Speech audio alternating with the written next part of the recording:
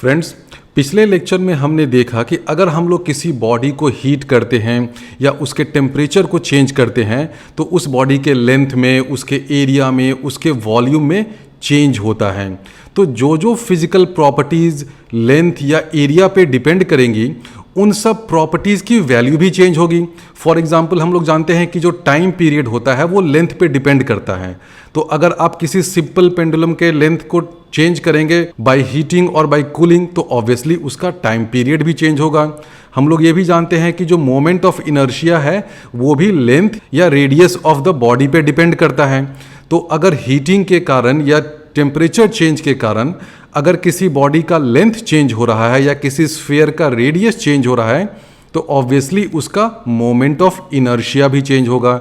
इसी तरह अगर किसी बॉडी का वॉल्यूम चेंज हो रहा है तो ऑब्वियसली उसकी डेंसिटी भी चेंज होगी।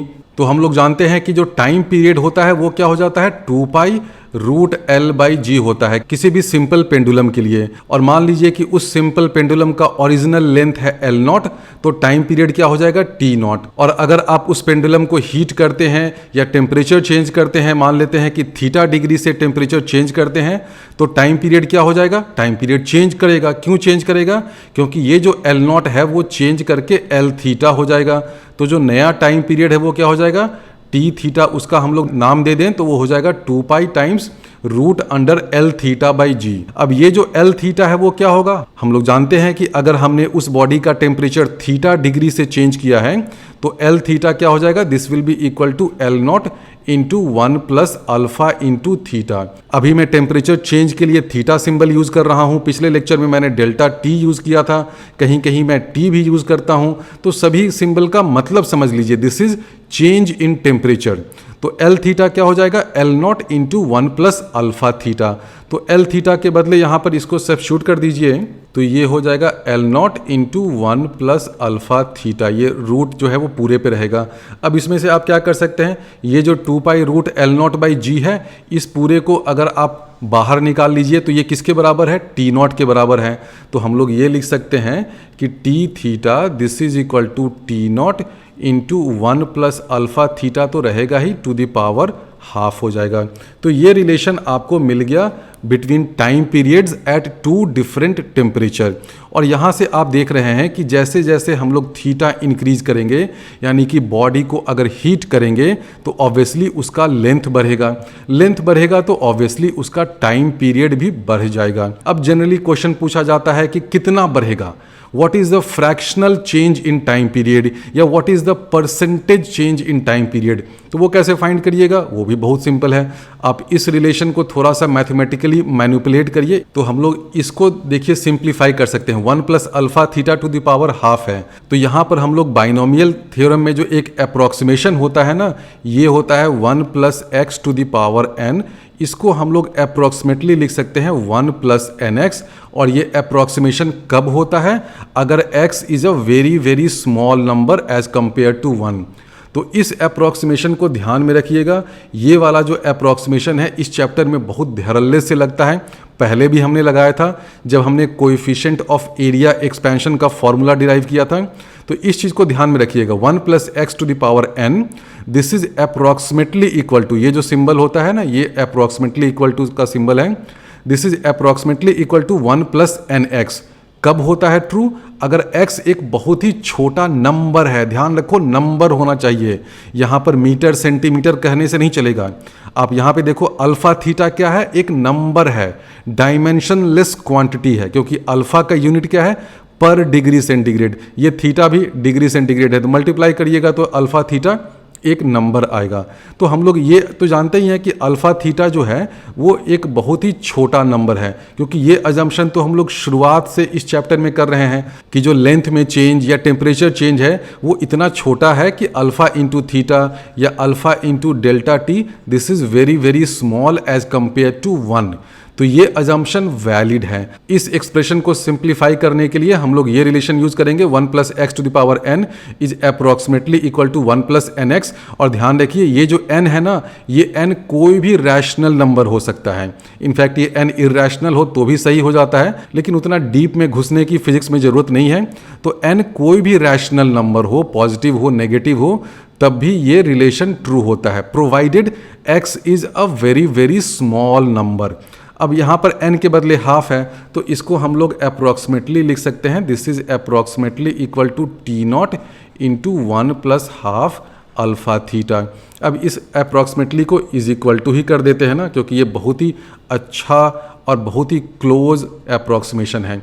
तो यहाँ से आपको टी थीटा की वैल्यू मिल गई। आप RHS से टी नॉट को LHS में ले जाइए तो आपको मिल जाएगा T theta minus T not, उसको टी नॉट से डिवाइड कर दीजिए तो ये आपको मिल जाएगा fractional change in time period. और ये क्या हो जाएगा, इसको सिंप्लीफाई करें तो ये हो जाएगा T theta minus T naught divided by T naught, this is equal to आ जाएगा हाफ इंटू अल्फा थीटा।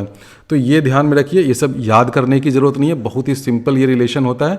ये आपको दे रहा है fractional change in time period. अगर आपसे पूछे कि परसेंटेज चेंज कितना हुआ तो क्या करिएगा, इंटू 100 इधर कर दीजिए, इंटू 100 इधर कर दीजिए, आपको परसेंटेज चेंज मिल जाएगा। परसेंटेज चेंज करने के लिए इसको 100 से मल्टीप्लाई कर दीजिएगा तो उतना percent change in time period मिल गया। हम लोग ये भी जानते हैं कि किसी बॉडी का मोमेंट ऑफ इनर्शिया जो है वो उसके लेंथ स्क्वायर या रेडियस स्क्वायर के प्रोपोर्शनल होता है। अगर कोई स्फीयर है तो उसका मोमेंट ऑफ इनर्शिया क्या हो जाता है, 2/5 mr स्क्वायर या 2/3 mr स्क्वायर होगा, डिपेंडिंग कि वो हॉलो स्फीयर है या सॉलिड स्फीयर है। तो मान लीजिए कि आपको एक सॉलिड स्फीयर दे रखा है, उसका moment of inertia 2/5 mr square है, और आपने इस स्फीयर को हीट किया, थीटा डिग्री सेंटीग्रेड से हीट किया या उसका टेम्परेचर चेंज किया, तो इनिशियल रेडियस क्या हो जाएगा, r0 होगा, तो initial moment of inertia I0 हो गया। तो ये स्फीयर है, इसका इनिशियल रेडियस है r0। अब अगर आप इस बॉडी के टेम्परेचर को थीटा डिग्री से चेंज करते हैं या हीट करते हैं तो मोमेंट ऑफ इनर्शिया क्या हो जाएगा, I थीटा। ये किसके बराबर हो जाएगा, 2/5 mr थीटा स्क्वायर। और हम लोग ये जानते हैं कि जो r थीटा है वो क्या हो जाएगा, r theta will be equal to r0 into 1 plus alpha theta. अगर थीटा है चेंज इन टेम्परेचर तो r थीटा ये हो जाएगा। तो r थीटा स्क्वायर की जगह हम लोग क्या लिख सकते हैं, r0 square into 1 plus alpha theta whole square. तो यहाँ से भी आप देख रहे हैं कि मोमेंट ऑफ इनर्शिया इंक्रीज करेगा अगर आप बॉडी को हीट कर रहे हैं तो इसमें एक बहुत अच्छा क्वेश्चन आपसे पूछा जा सकता है कि मान लो एक बॉडी को हीट किया गया तो ऑब्वियसली उसका रेडियस बढ़ जाएगा, उसका रेडियस बढ़ करके हो गया r थीटा, तो ऑब्वियसली मोमेंट ऑफ इनर्शिया पहले था I0, अब हो गया I थीटा, और कोई भी एक्सटर्नल टॉर्क नहीं दिया जा रहा है तो ऑब्वियसली इसका एंगुलर वेलोसिटी डिक्रीज करेगा। तो इनिशियल एंगुलर वेलोसिटी मान लो है ओमेगा नॉट, हीट करने के बाद एंगुलर वेलोसिटी हो गया ओमेगा थीटा।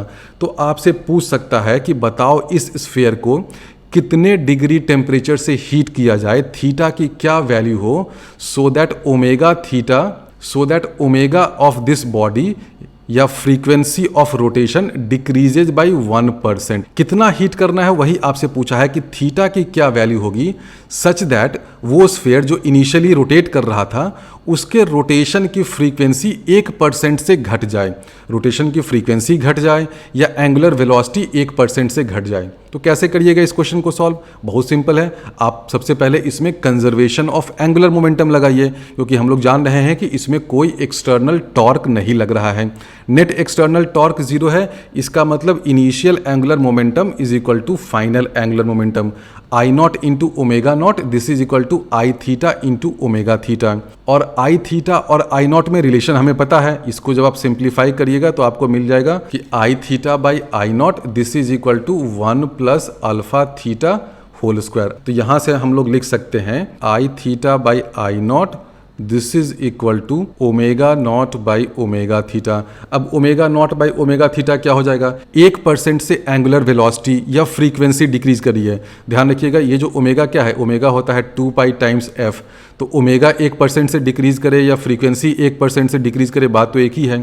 तो अगर 1% से ओमेगा डिक्रीज कर रहा है तो इनिशियल ओमेगा अगर ओमेगा नॉट है तो ओमेगा थीटा क्या हो जाएगा 0.99 टाइम्स ओमेगा नॉट। ये तो समझ में आ रहा होगा, 1% से डिक्रीज कर रहा है तो omega naught by omega theta क्या हो जाएगा, इसको हम लोग ऐसे लिख सकते हैं, this is equal to 1 divided by 0.99 और I theta by I naught क्या है, ये है 1 plus alpha theta whole square, this is equal to 1 divided by 0.99। तो इस रिलेशन का यूज़ करके आप थीटा की वैल्यू फाइंड कर सकते हैं। लेकिन आप कहेंगे कि सर ये तो बहुत लंबा कैलकुलेशन हो जाएगा, ये 1 बाई 0.99 करना, फिर उसका हमें स्क्वायर रूट लेना, वो तो बहुत लंबा हो जाएगा। बिल्कुल सही बात है। तो यहाँ पर भी आप अप्रॉक्सीमेशन यूज़ कर सकते हैं। तो अगर आपको बहुत ज़्यादा जोश है तो आप तो सीधे इसको कैलकुलेशन में लग जाइए। क्या करिएगा, 1 plus alpha theta this is equal to root under 1 by 0.99। उसके बाद फिर आप अल्फा थीटा की वैल्यू यहाँ से फाइंड कर लीजिए, थीटा की वैल्यू फाइंड कर लीजिए। लेकिन ये बहुत लंबा कैलकुलेशन हो जाएगा, तो आपको अप्रॉक्सीमेशन करने आना चाहिए। कैसे करिएगा मैं अभी आपको सिखाता हूँ। इस 0.99 को हम लोग ऐसे लिख सकते हैं 1 माइनस 0.01, बिल्कुल लिख सकते हैं। तो ये पूरा क्या हो जाएगा, this is equal to 1 minus 0.01 whole to the power -1। यहाँ पर अभी क्या था, 1 डिवाइडेड बाई 1 माइनस 0.01, उसको हमने ऐसे लिख दिया 1 माइनस 0.01 टू द पावर -1। अब यहाँ पर आप वही फॉर्मूला लगाइए जो मैंने अभी सिखाया था, 1 plus x to the power n जो है ये अप्रॉक्सीमेटली इक्वल टू हो जाता है 1 प्लस एन एक्स के। ठीक है, ये अप्रॉक्सीमेशन बहुत चलता है। अब देखिए यहाँ पर x के बदले क्या है, 0.01, एक बहुत छोटा नंबर है। उसी तरह आप LHS में भी सेम अप्रॉक्सीमेशन लगा सकते हैं, क्योंकि हम लोग एज्यूम कर रहे हैं कि अल्फा थीटा भी एक छोटा नंबर होगा। तो आप LHS में भी ये अप्रॉक्सीमेशन लगाइए, RHS में भी सेम अप्रॉक्सीमेशन लगाइए। तो देखिए क्या हो जाएगा, LHS में आपको मिल जाएगा 1 plus 2 alpha theta this is equal to 1 plus 0.01। Approximation हमने कौन सा लगाया, 1 plus x to the power n this is approximately equal to 1 plus n x. इस अप्रॉक्सीमेशन को हमने LHS में लगाया तो ये हो जाएगा 1 प्लस n की जगह 2 आ गया, 2 अल्फा थीटा। इसी अप्रॉक्सीमेशन को हमने RHS में लगाया तो 1 माइनस 0.01 और यहाँ भी देखिए -1 है, ये माइनस और ये माइनस मिलकर के हो गया प्लस, तो 1 प्लस 0.01 आ गया। अब ये 1 और ये 1 कैंसिल हो गया। अब तो ये सॉल्व हो गया ना, 2 अल्फा थीटा इजकल टू 0.01 यानी कि थीटा की वैल्यू आ जाएगी 0.01 बाई 2 अल्फा। तो ऐसा ही क्वेश्चन आएगा, आपको अल्फा की कुछ वैल्यू दे देगा और थीटा की क्लोजेस्ट वैल्यू बताओ, तो आपको ये अप्रॉक्सीमेशन यूज करना पड़ेगा। आप वो रूट अंडर वगैरह करिएगा तो आंसर उसमें भी आ जाएगा, लेकिन बहुत लंबा कैलकुलेशन हो जाएगा। तो अभी तो हमने देखा कि लेंथ चेंज करने से टाइम पीरियड और मोमेंट ऑफ इनर्शिया कैसे चेंज होता है। लेंथ चेंज होगा तो ऑब्वियसली वॉल्यूम भी चेंज हो जाएगा, और अगर इनिशियल वॉल्यूम V0 है और उस बॉडी को आप थीटा डिग्री टेम्परेचर से हीट करते हैं तो V थीटा यानी कि फाइनल वॉल्यूम क्या हो जाएगा, V theta is equal to V0 into 1 plus gamma theta हो जाएगा। ये भी सबको पता होगा, where gamma is coefficient of volume expansion. तो अगर वॉल्यूम चेंज करेगा तो ऑब्वियसली डेंसिटी भी चेंज करेगा। तो डेंसिटी एट थीटा डिग्री क्या हो जाएगा, this is equal to mass, mass तो कांस्टेंट रहेगा, डिवाइडेड बाई वी थीटा। इसको हम लोग लिख सकते हैं m divided by V naught into 1 plus gamma theta. अब ये जो m बाई वी नॉट है ये ऑब्वियसली क्या है, ये है डेंसिटी एट 0 डिग्री या ओरिजिनल डेंसिटी। तो अगर ओरिजिनल डेंसिटी रो नॉट है और उस बॉडी में अगर आपने थीटा डिग्री टेम्परेचर चेंज किया है, चाहे वो इंक्रीज किया हो या डिक्रीज किया हो, दोनों के लिए फॉर्मूला चलता है। अगर डिक्रीज किया है तो थीटा माइनस हो जाएगा, तो उस केस में रो थीटा क्या हो जाएगा, हम लोग लिख सकते हैं rho theta this is equal to rho naught divided by 1 plus gamma theta. ये तो हमने पहले भी आपको बताया था। तो इस रिलेशन का भी यूज़ करके बहुत सारे क्वेश्चंस पूछे जाते हैं। अभी मैं आपको जेईई एडवांस्ड के 4-5 क्वेश्चंस दूंगा सॉल्व करने के लिए।